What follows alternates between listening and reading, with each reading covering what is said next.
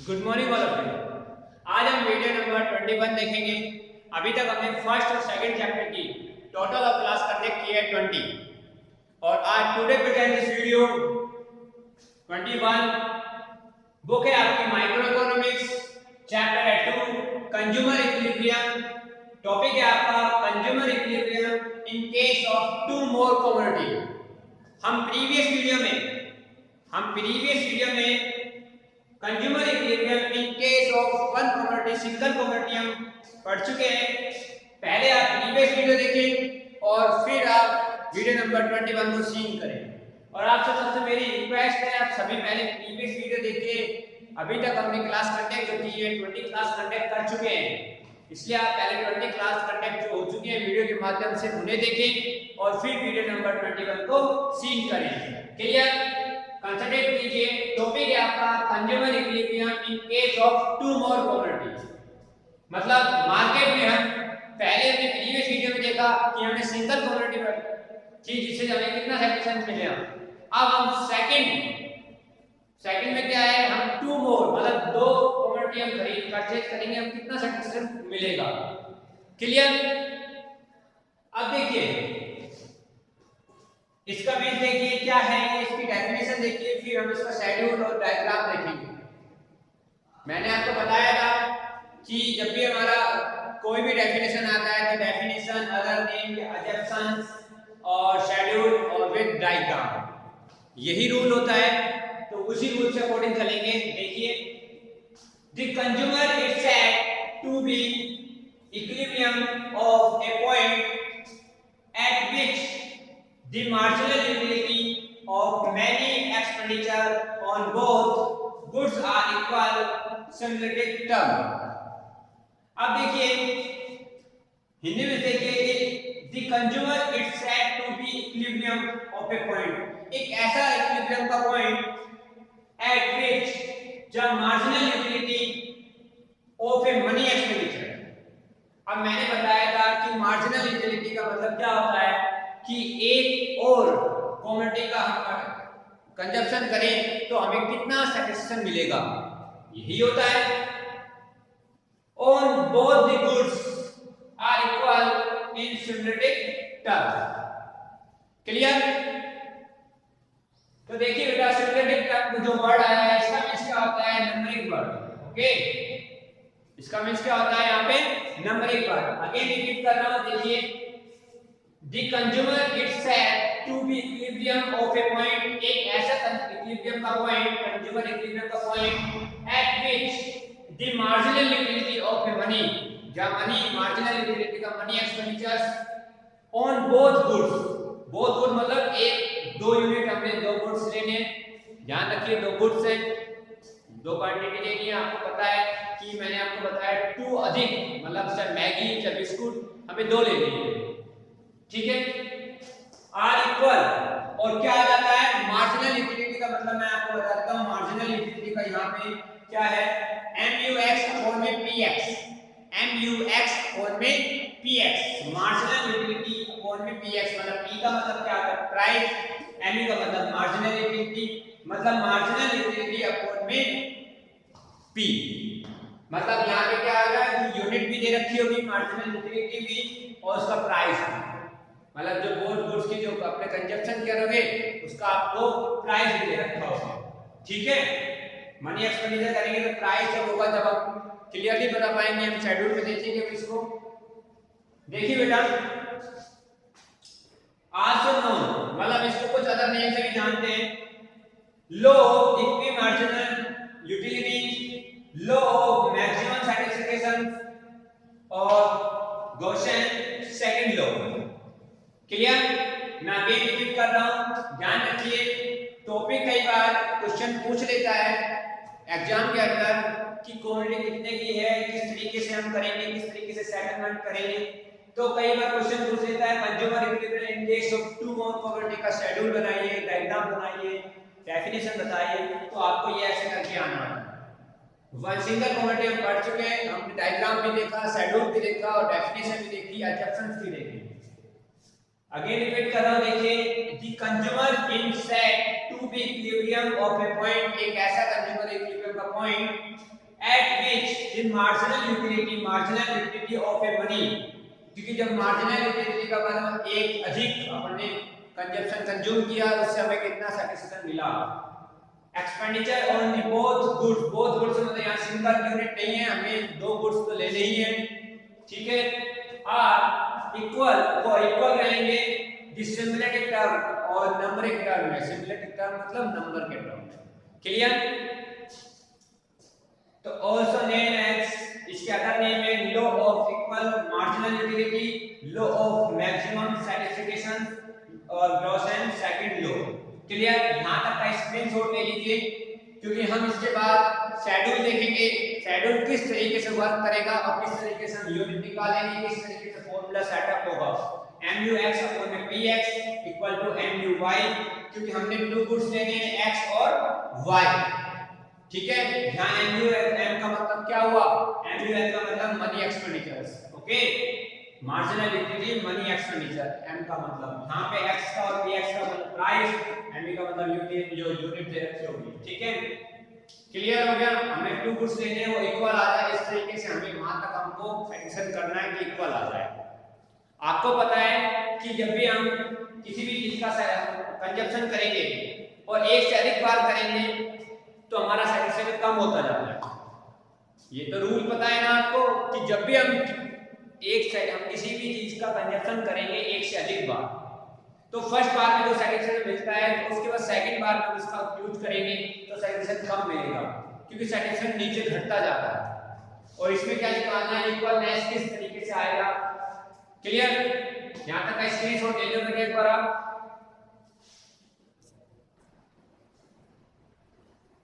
बेटा आप देखिए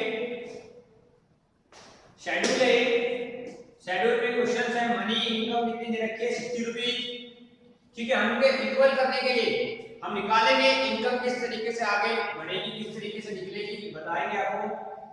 good day price of goods, ये क्वेश्चन है, मतलब एक गुड्स का नाम है गुड डे बिस्कुट का है और मैगी आपको पता है 10 रुपीज और मैगी का प्राइस कितना है 5 रुपीज।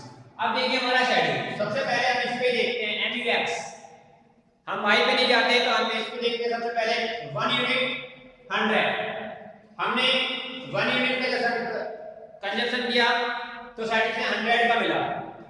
फिर हमने 2 यूनिट का कंजप्शन किया 90 का, फिर 3 का, तो हमारा जो कंजप्शन है, जो हमारा सैटिस्फैक्शन है कम होता जा रहा है, क्योंकि मैंने आपको बताया था प्रीवियस वीडियो में बताया था जब भी हम एक से अधिक यूनिट का कंज्यूम करेंगे और रेगुलर करते जाएंगे तो सैटिस्फैक्शन कम होता जाएगा। 100, 90, 80, 70, 60, 50 हो रहा है ना।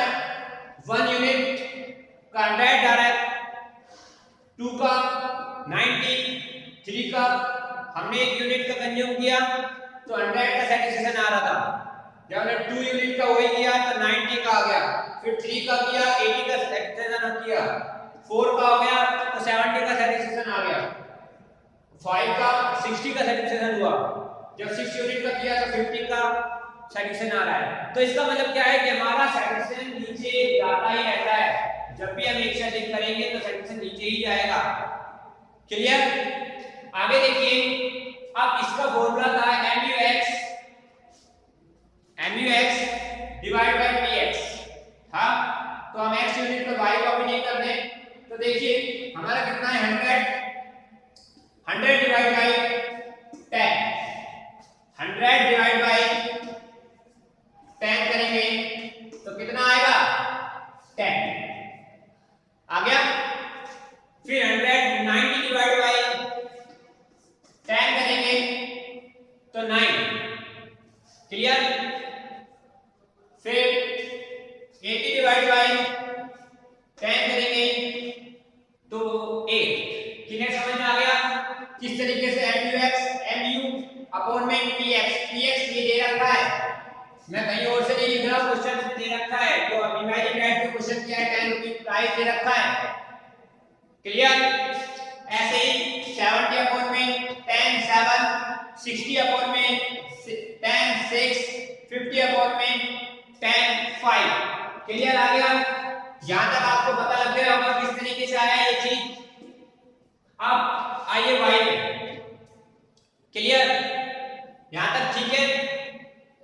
देखिए बेटा कि हमें इक्वलनेस करना है तो हम y का भी करेंगे, क्योंकि हम एक गुड्स में ऊपर नहीं कर सकते हैं, क्योंकि हमारा जो फर्स्ट था सिंगल यूनिट तो हम इस पे कर सकते थे, लेकिन हमें यहाँ पे सेकंड यूनिट मतलब दो प्रोबेबिलिटी का करना है। तो दो प्रोबेबिलिटी ली है तो हमें y और x ली थी, ठीक है, x और y। अब देखिए 35, अब देखिए प्राइस कितना है, मैगी का प्राइस कितना था 5। ओके, तो हमारा सैटिस्फैक्शन देखिए 1 यूनिट में कितना 35। फिर अब देखो जब हमारा प्राइस घटा तो हमारा सैटिस्फैक्शन भी कम होगा, प्राइस का लेवल का नहीं होगा, कम ही होगा। अब देखिए 35, अब 35 में प्राइस कितना है 5, तो 35 डिवाइड बाय 5 7 हो गया ना, 35 डिवाइड बाय 7 तो 5 MUY अपन में PY, ये 35 और ये 5, क्लियर। क्योंकि 5 का प्राइस का ये मैंने आपको फॉर्मूला भी बताया था इससे पहले, क्लियर। इसके बाद 30 divide by 5 6, 25 divide by 5 5, 20 divide by 5 4, 20 15 divide by, ठीक है, 3 और 15 डिवाइड बाय 5 3 आ गया, और 10 डिवाइड बाय 6 सॉरी, ठीक है। यहां तक क्लियर है आपका। हमें डिवाइड देना है, 10 डिवाइड दिया 5 का तो हमारा कितना आ गया 2, क्लियर। फिर देख लीजिए 35 डिवाइड बाय 5 7 आ गया, 30 डिवाइड बाय 5 6 आ गया, 25 डिवाइड बाय 5 5 आ गया, 20 डिवाइड बाय 5 4 आ गया, 15 डिवाइड बाय 5 3 आ गया, और 10 डिवाइड बाय 5 2 आ गया।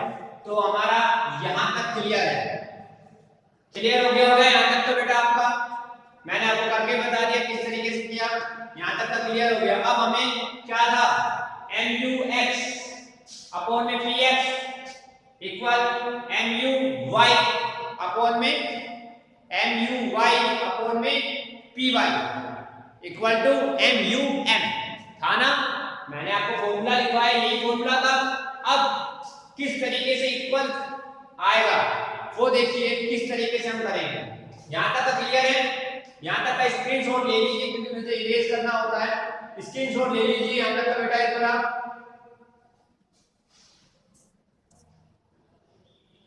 तो बेटा देखिए आगे, अब देखिए बेटा किस तरीके से इक्वल होगा, कैसे होगा देखिए आगे। अब देखिए हमें 10 हो गया इक्वल नहीं आ रहा, 9 भी इक्वल नहीं आ रहा, 8 भी इक्वल नहीं आ रहा, ये इक्वल नहीं आ रहा। अब यहां से देखिए 7 से 7 इक्वल हो रहा है, हमें इक्वल ही करना है। 6 से 6 इक्वल हो रहा है, और 5 से 5 इक्वल हो रहा है, क्योंकि हमारा मेन तो यही था इक्वल है, इक्वल आ जाए तब तक। और हमारा कहां पे इक्वल है, यहां पे, ना 4 में इक्वल, ना 3 में इक्वल, ना 2 में इक्वल। 7 से 7 इक्वल, 6 से 6 इक्वल, 5 से 5 इक्वल। अब किस तरीके से देखिए 7 में कौन सी यूनिट है 4 यूनिट, तो 4 unit of x 1 unit of y, मतलब 4 यूनिट इक्वल हुई है कहां पे 1 यूनिट ऑफ y की। 4 यूनिट x की है तो 1 यूनिट y की है, 5 यूनिट ऑफ x की है तो सेकंड यूनिट किसकी है y की, 6 यूनिट ऑफ x की है, 6 यूनिट x की है तो थर्ड यूनिट y की है। इक्वल यहां पे आया है, आया ना यहां तक इक्वल, यहां तक आपको समझ में भी आ गया होगा किस तरीके से इक्वल आया, क्लियर। फिर भी मैं आपको ये कह रहा हूं बेटा, यदि आपको ऐसा लग रहा है कि सर हमें कंफ्यूज हो रहा है, आपको मेरे को पता है कि ये जो टॉपिक है कंफ्यूज आपको होता है, और ये आपके टॉपिक नया है आपके लिए, आपने कभी पढ़ा भी नहीं, तो इसलिए आपको फर्स्ट बार में आपको ऐसा लग रहा होगा कि सर क्या पढ़ा रहे हैं, किस तरीके से पढ़ा रहे हैं, हमें कुछ नहीं समझ में आ रहा। माइंड में आ रहा होगा, ठीक है, क्योंकि ये कंफ्यूजिंग टॉपिक है, उसको मैंने क्लियर है, ज्यादा हार्ड नहीं है, लेकिन एक बार आप दोबारा एक दो बार वीडियो इसको दोबारा अगेन देखोगे ना तो समझ में आ जाएगा। मैं आपसे फिर कह रहा हूँ, इस वीडियो को एक बार देखने से समझ में नहीं आएगा, इसको आप 2 या 3 बार देखो तो अपना क्लियर समझ में आ जाएगा सर ने किस तरीके से किया, ठीक है। और फिर भी यदि समझ में नहीं आए तो आप मेरे कमेंट्स बॉक्स में लिखिए, तो आपको इस तरीके के क्वेश्चंस की सॉल्यूशन कराऊंगा अभी। इसके बाद जब ये कंप्लीट हो जाएंगे उसके बाद क्वेश्चन कराएंगे तो आपको पता चल जाएगा, ठीक है। तो आपको बिल्कुल भी घबराने की कोई जरूरत नहीं है, क्लियरली आपको समझाना ही मेरा फर्ज है। ओके बेटा, आपको क्लियर आना चाहिए। अब इधर देखिए 7 से 7, 6 से 6, 5 से 5, यहां तक इक्वल हो गया, क्योंकि ना 10 से इक्वल था, ना 9 से इक्वल था, ना 8 से इक्वल था, तो ना 4 से ना 3 से इससे इक्वल नहीं था, तो मैंने क्रॉस करा यहां पे इक्वल है, ठीक है। अब हमें ये कैसे पता चलेगा कि कौन सी यूनिट में हमारे 60 रुपीस की सेक्शन कंप्लीट हो गया, हमारी इनकम का किस तरीके से हम अंदाजा लगाएंगे कि कौन सी यूनिट में हमारा इक्वल हुआ, ये भी तो हमारे को पता होना चाहिए ना कि कौन सी यूनिट में हमारा 60 रुपीस हमारा पूरा कंज्यूम हो गया, जो हमारी इनकम का लेवल था वो हमारा कंज्यूम हो गया 60 लेवल का, कौन से हमने क्या क्या चीज खरीदी और किस तरीके से हमारा कंज्यूम हो गया, पता तो चलना चाहिए ना, वो भी निकालना तो आना चाहिए ना कि हमें शेड्यूल आ गया, इस तरीके से हमने इक्वलनेस निकाल दिया, हमें आगे पता चलना चाहिए किस तरीके से आएगा। यहां तक हो गया, यहां तक का स्क्रीनशॉट ले लीजिए एक बार आप।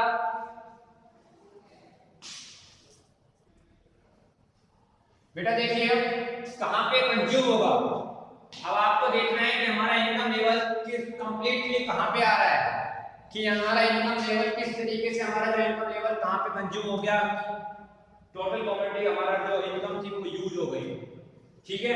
तो अकॉर्डिंग टू गिवन इनकम, तो देखिए बेटा हमारा प्राइस कितना था, पीएक्स का प्राइस कितना था 10, ठीक है, और हमारी यूनिट कितनी थी, अभी हमने देखा ना 4 यूनिट, क्वांटिटी थी हमारी यूनिट, तो देखिए बेटा 4 पे था जब हमारा इक्वलनेस हुआ था, 4 यूनिट से और x की थी और 1 यूनिट और 5 की थी, ठीक ना। अब प्लस py, अब मैगी का जो प्राइस था 5 इनटू, अब इसका 1 यूनिट, y के 1 यूनिट था ना इक्वलनेस पे, तो मल्टीप्लाई करो 40 प्लस 5, तो कितना आया 45। अब ये 45 आया तो 45 का मतलब क्या, हमारी इनकम कितनी थी 60, तो हमारी नहीं बैठ रहा, नहीं आ रहा इक्वल, कि हमारी यूज नहीं हो रही, 45 की हो रहा है, कम यूज नहीं हो रही है, हो रहा है ना कम यूज, 15 रुपीज हमारा कम यूज हो रहा है। तो आगे देखिए यहां तक क्लियर हो गया, फिर आपसे कह रहा हूं ये px 10 कहां से आया, ये प्राइस था, और q हमारे 4 यूनिट पे जो y के 4 यूनिट पे कंज्यूम हुआ, y पे फिर y का 5 प्राइस था और q 1 यूनिट पे हमारा इक्वलनेस आया था y, ठीक है। आगे देखिए, अब देखिए सेकंड, ये फर्स्ट था, फर्स्ट इक्वल सेकंड और थर्ड, अब देखिए फर्स्ट सॉरी सेकंड, अब हम सेकंड हमारा जहां इक्वल आ जाए वहीं रुक जाना है, ठीक है। तो देखिए बेटा 5 पे क्या है, हमारा प्राइस कितना है 10 और यूनिट 5 प्लस प्राइस कितना है 5 और यूनिट 2, 10 5 है 15 प्लस 5 2 10, कितना आया 60, हमारी इनकम कितनी है 60 और ये हमारा 60 आ गया, तो हमको यहाँ पे कंप्लीटली इक्वल कंजप्शन मिल जाएगा, क्योंकि हमारी इनकम भी यूज हो गई और हम आगे भी कर सकते हैं ऐसे, लेकिन आगे इनकम का बढ़ेगा ही, यहाँ पे हमारी इनकम कंप्लीटली, ऐसा तो हो ही नहीं सकता ये जेब में आपके पॉकेट में आपके 60 रुपीज है और आप 100 का सामान खरीद रहे हैं, ऐसा नहीं, हमारे जब पॉकेट में 60 होता है तो हम उससे कम का खरीदते हैं या उसके बराबर का खरीदते हैं, हम ज्यादा तक कभी खरीदेंगे नहीं, जब पॉकेट में 2000 रुपीज है तो हम 5000 तक माल खरीद लेंगे, नहीं होगा ना ऐसा, तो हमारी इनकम के अकॉर्डिंग हम काम करेंगे ना। यही मैं बताना चाह रहा हूँ कि हमारा यहाँ पे इक्वलेंस इस तरीके से आता है। क्लियर हो गया यहाँ तक? अब मेरे हिसाब से टॉपिक क्लियर हो गया होगा, और यदि नहीं भी हुआ हो तो मेरे कमेंट्स बॉक्स में आप जरूर लिखिए, ठीक है। मैं अगेन रिपीट करूंगा इसको, अगेन रिपीट करूंगा, क्योंकि आपको कंफ्यूजन दूर कराना बहुत जरूरी है। क्योंकि मैं आपसे फिर एक बार रिक्वेस्ट कर रहा हूं कि इस वीडियो को आप एक बार ना देखिए, एक बार नहीं, एक बार में टॉपिक समझने वाला नहीं है। आप एक से अधिक बार इस वीडियो को बार बार देखें और ये टॉपिक क्लियर हो जाएगा आपका, ठीक है बेटा। एक बार सीन करके ये टॉपिक समझ में नहीं आएगा, इसको आप 2 या 3 बार आप सीन करें, उसके बाद देखें और इसको पढ़ें और नोट्स भी बनाइए साथ साथ, जिससे आपको ये टॉपिक क्लियर हो जाएगा। और फिर भी यदि नहीं होता तो मेरे कमेंट्स बॉक्स में लिखिए और आपका सॉल्यूशन नेक्स्ट वीडियो नंबर 22 में जरूर किया जाएगा, ठीक है। और फिर भी इसके आगे अभी हम आगे चैप्टर्स में देखेंगे तो इसके क्वेश्चंस आएंगे। आगे जो चैप्टर्स हम करें, आगे जो वीडियो कंडक्ट करेंगे, क्लास कंडक्ट करेंगे, तो उसमें क्वेश्चंस आएंगे, तो क्वेश्चन में आपको और समझ में आ जाएगा, ठीक है बेटा। यहाँ तक का स्क्रीनशॉट ले लीजिए एक बार आप। तो बेटा देखिए, यदि इस वीडियो में कोई भी डाउट, कोई भी प्रॉब्लम है तो आप मेरे कमेंट्स बॉक्स में जरूर लिखिए, जिससे आपको मैं टॉपिक क्लियर करा पाऊँ और भी अच्छा, ठीक है। Thank you, have a nice day.